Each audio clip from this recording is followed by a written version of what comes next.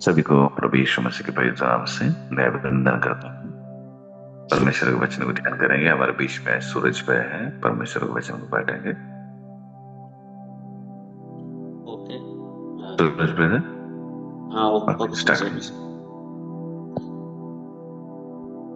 सबको जय मसीह की। परमेश्वर का धन्यवाद हो कि परमेश्वर ने हम लोग को ये जीवित रखा है। आज का शुभ अवसर हम लोग के जीवन में दिए हैं, इसकी वजह से आज हम लोग उपस्थित हैं परमेश्वर के इस सुबह के बेले में। तो हम परमेश्वर का धन्यवाद करते हुए हम प्रार्थना करेंगे। हे स्वर्ग में विराजमान परमेश्वर, हम आपका धन्यवाद करते हैं पिता, जो आपने हमारे जीवन को प्रभु सुरक्षित रखे।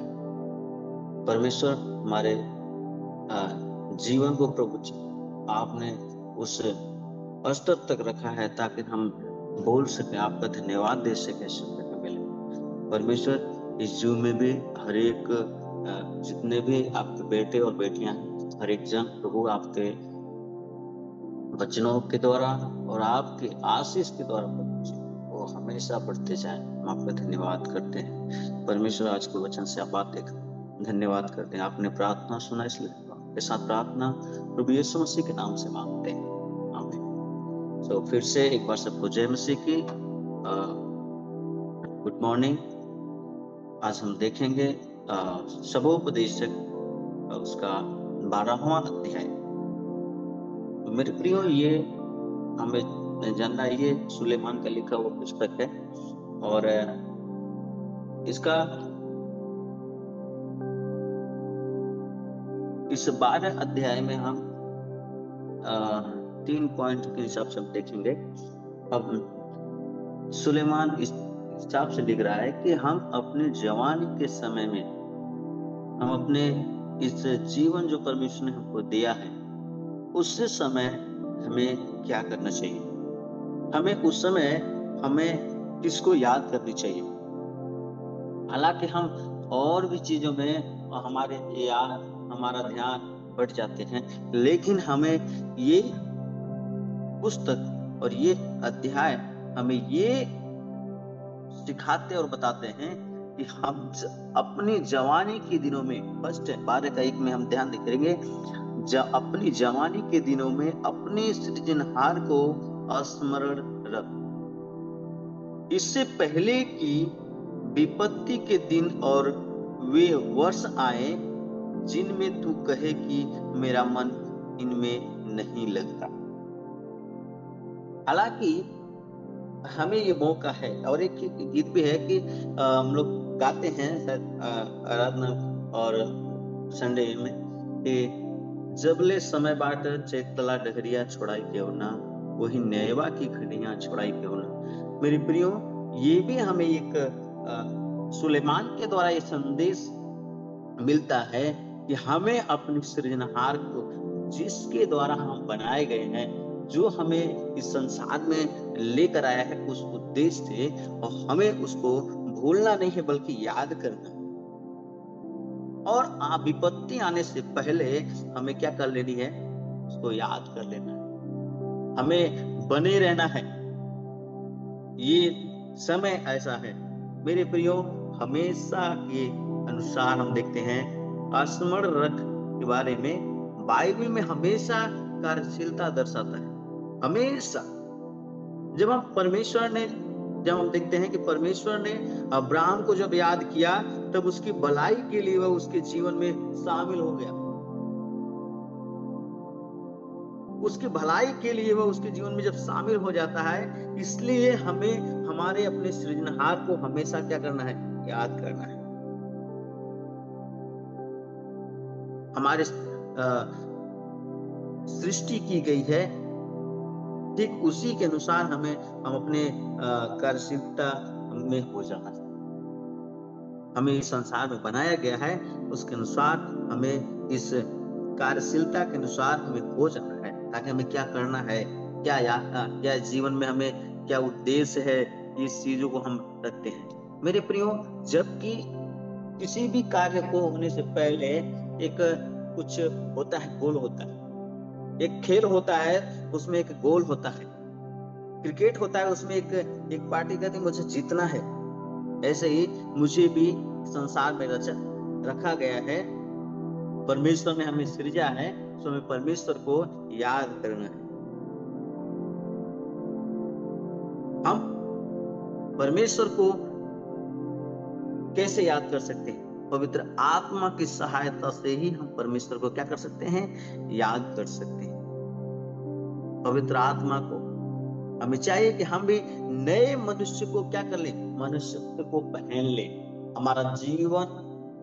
हमारा जीवन शैली, हमारा बोलना, हमारा चलना, हमारा व्यवहार, हर एक चीज नए में बदल जाना।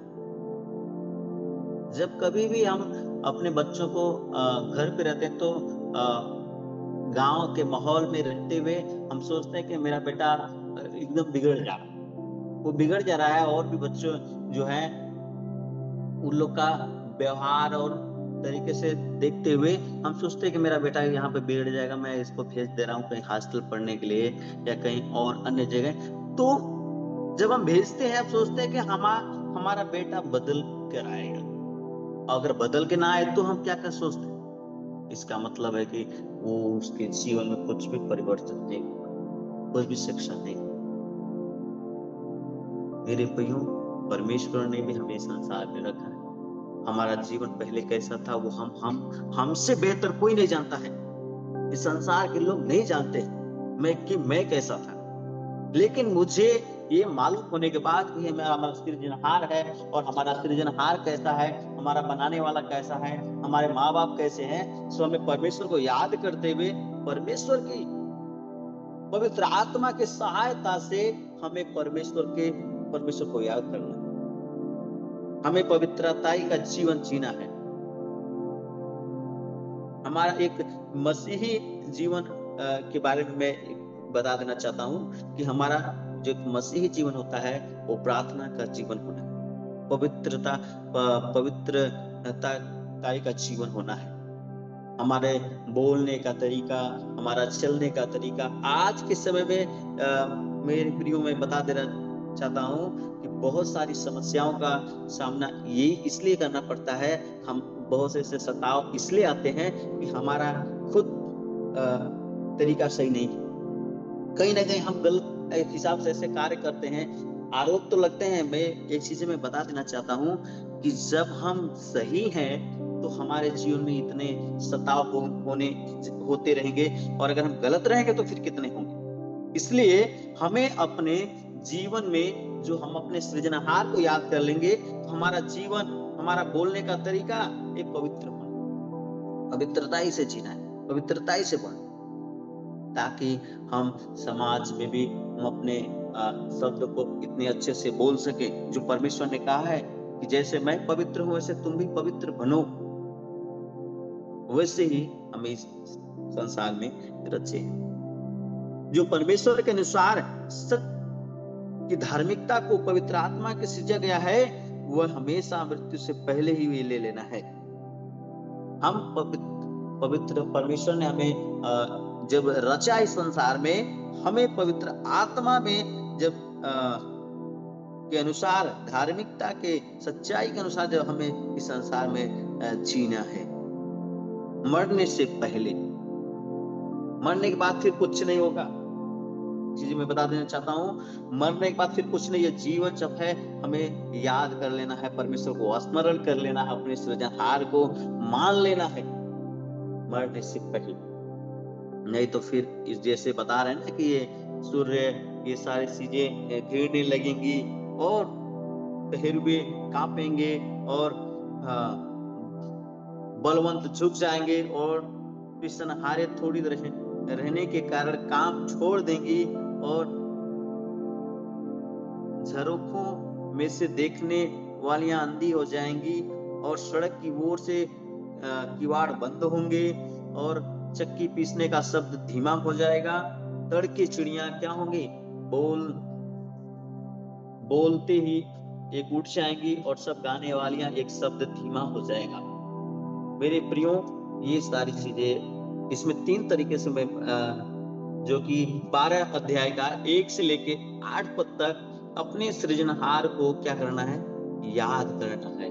हमें याद करना, नहीं तो हमारे जीवन में ये मरने के समय में जब हमारा जीवन रहेगा ही नहीं, फिर हम सोचे कैसे हम परमेश्वर को याद करेंगे। केवल नाम लेना है, हम अपने जीवन को याद करने के बाद में हम अपने जीवन शैली को परमेश्वर के वचन के अनुसार व्यतीत करना। दूसरा में हम देखेंगे 12 का 9 पद से लेके 12 पद में लिखा है, एक पुस्तक को थामे रहना। एक पुस्तक को क्या करना है, थामे रहना। जो कि जो उपहार हमें मिला है, हमें बुद्धिमानी के साथ, सुलेमान परमेश्वर के द्वारा बुद्धिमान हुआ और उसके जीवन में हम देखते हैं कि परमेश्वर ने बहुत बड़ी जिम्मेदारी के अनुसार उसको रखा है। उपदेश जो 12 में हम ध्यान करेंगे, उपदेश जो बुद्धिमान था, उपदेशक जो बुद्धिमान था, वो प्रजा को ज्ञान भी सिखाता रहा और ध्यान लगाकर और जांच परख करके बहुत से नीति वचन क्रम से रखता था। उपदेशक ने मनभावने शब्द बोले और सिधाई से ये सच्चाई बातें लिख दी। बुद्धिमानों के वचन अंकुर के समान होते हैं और वे सभाओं के प्रधानों के वचन गाड़ी हुई कीलों के समान है, क्योंकि एक ही चरवाहे की ओर से मिलती है, परमेश्वर के द्वारा। और इसमें बहुत ही से दिया है कि बुद्धिमान के वचन अंकुर के समान होते हैं। एक ईश्वरीय चरवाहे की ओर से आने वाली सच्चाई भरे बुद्धिमान के वचन होते हैं, अंकुर के समान, जो हमें सही मार्ग पर चलने के लिए प्रेरित करते हैं, जो हमें मस्तिष्क के सच्चाई को गहराई तक गाड़ देती है। परमेश्वर के वचन मानव ज्ञान की समस्त पुस्तकों से कहीं अधिक मूल्यवान है, परमेश्वर का दिया हुआ। 13 पद में हम ध्यान करते हैं, परमेश्वर का भय मान और उसकी आज्ञाओं का पालन। 13 से लेके 14, परमेश्वर का क्या करना है, भय मानना और उसकी आज्ञाओं का पालन करना। हमेशा परमेश्वर हमें ये चीजें बताते हैं। जितने भी हम देखते हैं परमेश्वर के दास पुराने नियम नए नियम में, हमें एक ही बात, हमें परमेश्वर का भय मानना। ये भय मानने का मतलब है वो डर नहीं, प्रेम करना और वो गलत चीजों से परे रहना, दूर रहना। शायद डर का मतलब सब बहुत से लोग अलग तरीके से समझेंगे, लेकिन ये डर ऐसा है जो प्रेम के साथ बंधा हुआ है। प्रेम के साथ बंधा हुआ, वो सच्चाई से प्रेम करना और भय करना कि कहीं हम ऐसे काम न करें। मेरे प्रिय, बहुत से माँ बाप से जो प्रेम करते हैं, क्या हुए माँ बाप से नहीं डरते हैं? वही प्रेम, वही भय, वही डर हमें परमेश्वर के साथ, कि हम उन चीजों से दूर रहना जो परमेश्वर को भाता ही नहीं है। बहुत से बच्चे अपने माँ बाप से डरते हैं कि कहीं मुझसे ऐसा काम ना हो जाए। प्रेम तो करते हैं, लेकिन माँ बाप के खिलाफ जाना ही वो एक भय, वो उस बुराई से, वो उस कार्य से डरना है कि कहीं उनके वो नहीं। 12-13 में सब कुछ सुना गया। अंत की बात यह है कि परमेश्वर का भय मान और उसकी आज्ञाओं का पालन कर, क्योंकि मनुष्य का संपूर्ण कर्तव्य यही है। मनुष्य का ये कर्तव्य है हमारा, हमें परमेश्वर का भय मानना है और उसकी आज्ञाओं का पालन करना, क्योंकि परमेश्वर सब कामों और सब गुप्त बातों का, चाहे वे भली हो या बुरी हो, न्याय करेगा। ये चीजें हमें अपने मनों में, दिमाग में बैठा कर रखनी है कि परमेश्वर सब कामों का क्या करेगा, हर एक कामों को, और जो गुप्त बातों का भी वो क्या करेगा, न्याय करने वाला है, चाहे वो सही है चाहे वो। हमें अपने जीवन को मेरे प्रियो पवित्रताई के अनुसार अपने जीवन को रखते हुए में इस संसार में हम हैं, तो हमें कैसे जीवन बितानी है। ये जब हम आईना खोलते हैं, सुबह उठते हैं, तो हम जरूर मिरर को देखते हैं, शीशा को देखते हैं, ताकि हम अपना चेहरे को देख सके। और जब नहाते भी हैं, नहाकर जब अपने कपड़े पहनते हैं, फिर एक बार फिर हम अपने शीशे को देखते हैं, ताकि हम अपने आप को देख सके। मैं अपने आप को क्या कर सकूं, देख सकूं, कहीं मैं चाह रहा हूं मैं ये कार्य करने के लिए मैं ठीक हूं कि नहीं। पहले खुद के जीवन को सही कर लेना, पहले अपने खुद के जीवन को सही रीति से, ढंग से चलाना, तभी हम हमारा बोल, हमारा जो दिखने का है वो लोगों को अच्छा लगेगा। ये गवाही के रूप में हमें लोगों के बीच में खड़ा होना है, तभी हम अपने बातों को रख सकते हैं। जो भी हम काम करते हैं, परमेश्वर बच्चे बताता भी है कि सब कामों का, सब गुप्त बातों का भी, चाहे वे भली हो चाहे बुरी हो, सबका न्याय होगा। तो मेरे प्रियो, हमें ये चीज ध्यान हमेशा रखनी है कि परमेश्वर हमारा सृजनहार है। हमें परमेश्वर को याद कैसे करना, हम याद करते हैं, हमें पवित्रताई का जीवन परमेश्वर ने हमें दिया है। हमें पवित्र आत्मा के अनुसार ही हम परमेश्वर को याद करें, हम परमेश्वर को महिमा दें, पवित्र आत्मा के द्वारा, पवित्र आत्मा के सहायता के द्वारा। ये 3 पॉइंट में देखे हमने कि पहला जो था 12 का 1 से 8 तक, अपनी जवानी में परमेश्वर को याद करना। 12 का 9 से 12 में तक एक पुस्तक को थामे रहना जो परमेश्वर का दिया हुआ है।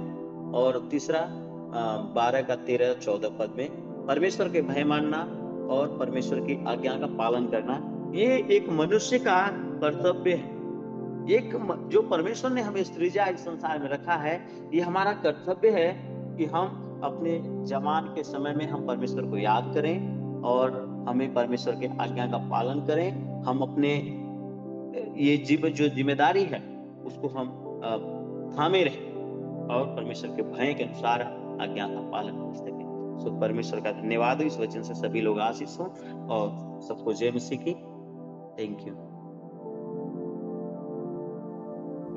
आंखें बंद कीजिए, प्रार्थना करें। स्वर्गीय विराजमान परमेश्वर पिता, मैं धन्यवाद करता हूँ इस पवित्र समय के लिए। प्रभु जी, इस सुंदर समय में आपने सर्वोपदेश के द्वारा हमारे जीवन में ये अच्छी सीखा है प्रभु जी। हम जब तक जान है, जब तक ताकत है, जब तक बल है प्रभु, जब तक मौका है, तब तक कि हम आपको स्मरण करें, आपको याद करें, आपको धन्यवाद करें, आपके लिए कदम बढ़ाएं। सच में परमेश्वर, हम स्वस्थ होने के बावजूद भी, समय रहने के बावजूद भी, हम ठीक होने के बावजूद भी, कहीं सारे मौके मिलने के बावजूद भी हम हमारे जीवन में आपसे बहुत दूर हो रहे हैं। कई विश्वासी लोग परमेश्वर आपसे बहुत ही परमेश्वर डिस्टेंस मेंटेन कर रहे हैं। प्रभु, आपके सम्मुख में नहीं दिखना चाहते हैं, आपको स्मरण करना नहीं चाहते हैं, आपसे प्रेम करना नहीं चाहते हैं।